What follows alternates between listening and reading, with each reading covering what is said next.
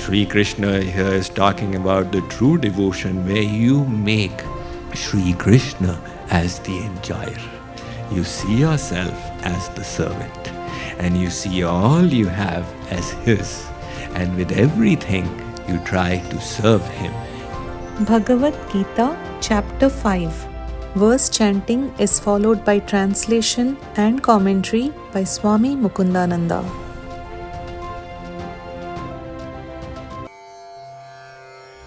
Kama-krodha-viyuktanam yatinam yata-chetasam abhito brahma-nirvanam vartate viditatmanam sparshan kritva bahir-bakhyan chakshushchaivantare bhruvoho pranapanau samau kritva nasabhyantaracharinav yatendriyamano buddhihi munirmokshaparayanaha vigatechabhayakrodhaha yassada mukta eva saha bhoktaram yajñatapasam sarvalokamaheshwaram suhridam sarvabhutanam jnatva mam shantim racchati. For those sanyāsīs who have broken out of anger and lust through constant effort, who have subdued their mind and are self-realized, liberation from material existence is both here and hereafter. Shutting out all thoughts of external enjoyment, with the gaze fixed on the space between the eyebrows, equalizing the flow of the incoming and outgoing breath in the nostrils, and thus controlling the senses, mind, and intellect. The sage who becomes free from desire and fear always lives in freedom.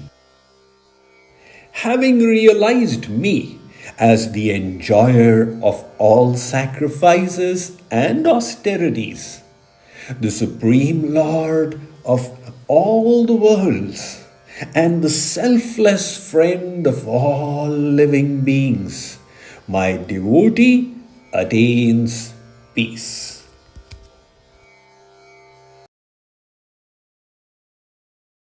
So the whole chapter was about karma yoga, and Shree Krishna said, karma yoga is the preferred path and everything. And now he's coming to karma sannyas. That look, if you have learned to control your desires, then there is really no need to unnecessarily encumber yourself with all material duties. Then you have this other option as well. Because it's not that the karma yogi cannot attain God. The karma yogi can also very well. But at the same time, the karma yogi is engaging in unnecessary activities. So there is encumbrance. So why waste time then? Once the decision is clear, once the purpose is resolved, then you may as well be a karma sannyasi. Now at the end of the chapter, he is coming to karma yatinam. Yati is the sannyasi. So he is talking about karma sanyāsīs. One karma sannyasi says, Sandhya vandana bhadramastu bhavate bho snana tubhyam namah bho deva pitarascha tarpana vidhau naham kshamaksham. Hey Sandhya Vandan, I do namaskar to you from far. Hey Tarpan, Shradd ityadi, aap sabki jai ho. Hey all kinds of holy baths, I don't have any time for any of you. So the karma kandi asks the karma sannyasi, what is this, Maharaj? You are a Brahman, you are a scholar of the Vedas. Why don't you do Sandhya Vandan?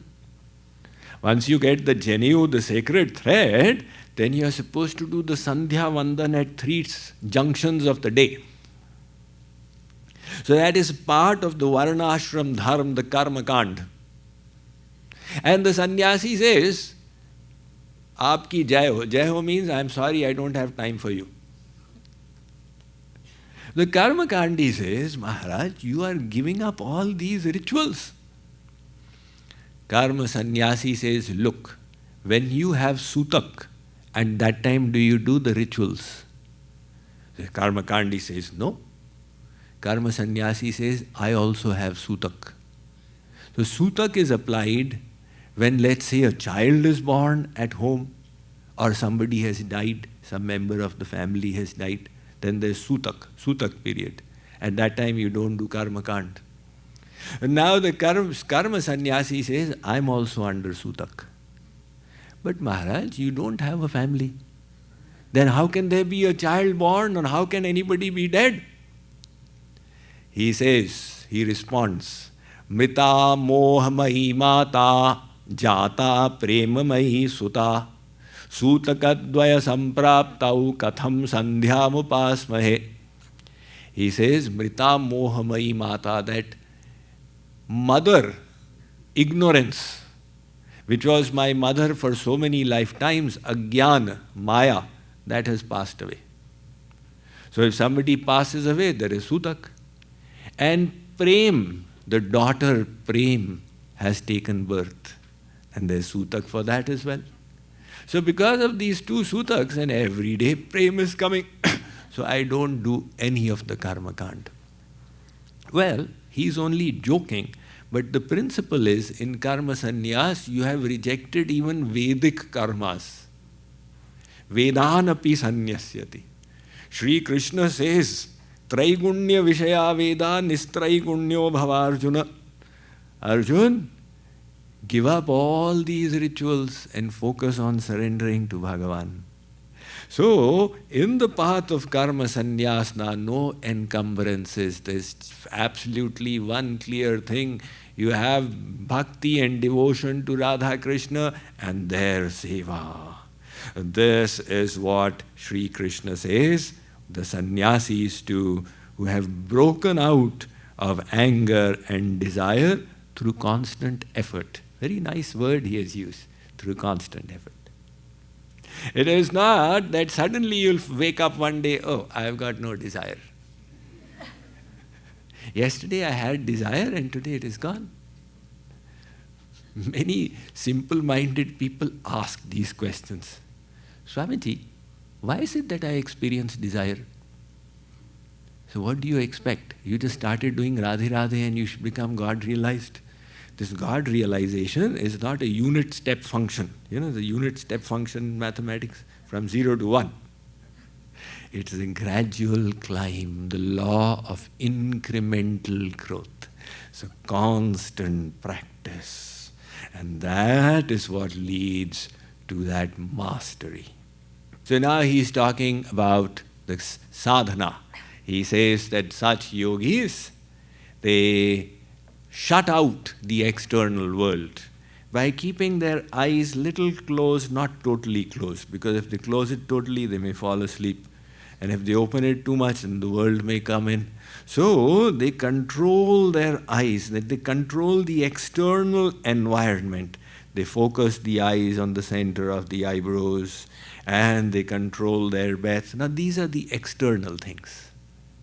The internal things he will tell in the next chapter, Dhyan Yoga. If you want to hear Dhyan Yoga, then you have to come for the family camp. Okay? So, he's saying that such yogis, they absorb themselves in sadhana.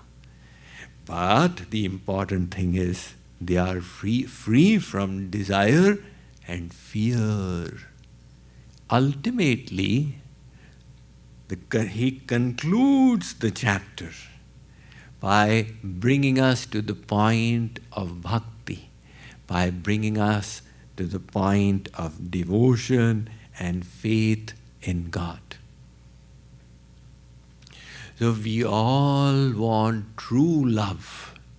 We finally come to this point after searching for love in the world, after searching it from brother, sister, father, mother, husband, wife, spouse, after searching it from community, etc., you realize that true love is in God. And it is from there that I will get the love that will completely satisfy me. Now you may say, no, we love truly in the world.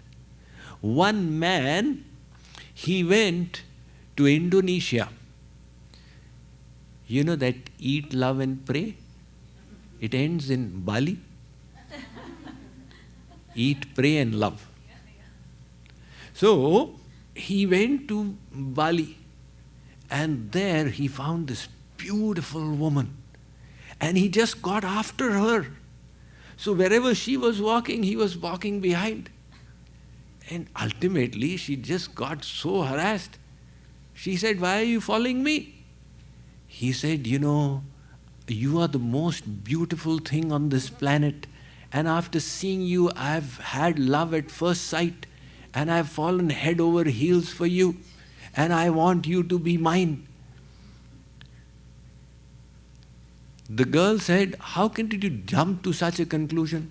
You've not even seen my younger sister. She is more beautiful than me. He said, where is she? She said, behind you. He looked back. Then she said, that means you don't really love me. I said, why did you look back? You were saying I'm madly in love and this and that.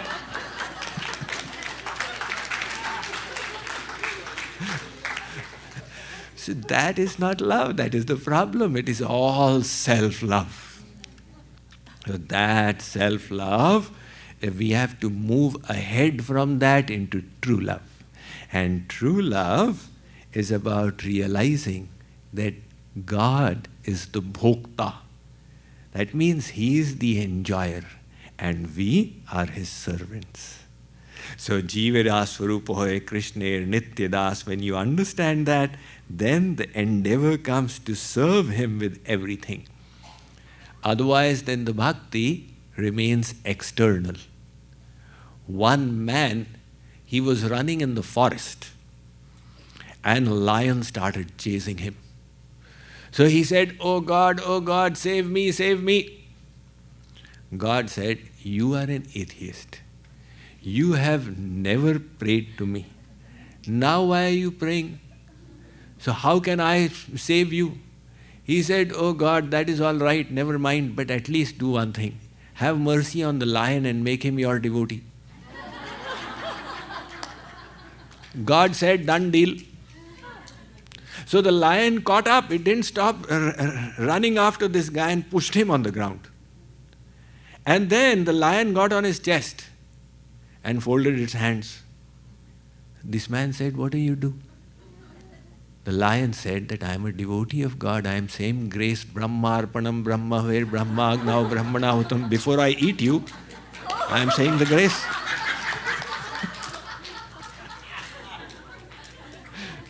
So there is one devotion of convenience and one true devotion. Shree Krishna here is talking about the true devotion where you make Shree Krishna as the enjoyer. You see yourself as the servant and you see all you have as His. And with everything you try to serve Him.